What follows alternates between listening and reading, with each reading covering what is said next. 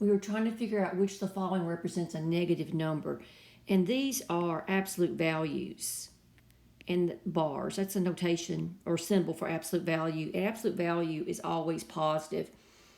The absolute value of a number is the distance the number is from zero. And distance is always positive. So number A is, what's the absolute value of negative 9? Well, that would be 9. And then minus, what's the absolute value of 7? That's 7, and that's going to be 2, so that's not negative.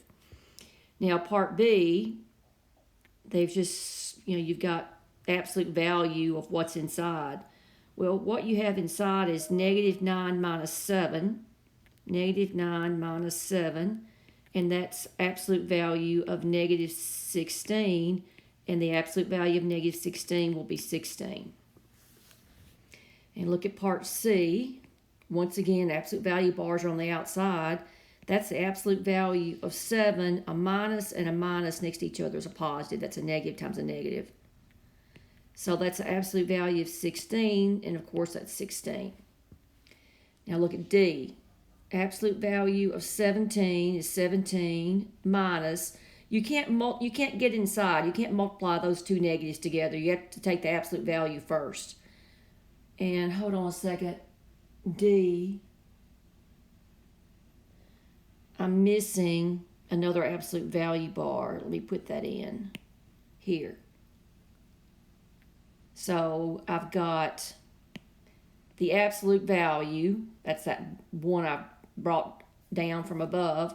The absolute value of 17 is 17. I've written that down. Minus.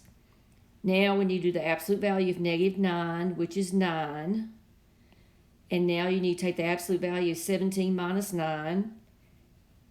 And that's going to be positive as well. And we're looking for a negative number. And that's going to be, what is that, 8? Absolute value of 8, which is 8. Which you don't have to do all that work because we knew it was going to be positive. So must be E. Let's look at E. What's the absolute value of 7? 7. Bring down your minus sign.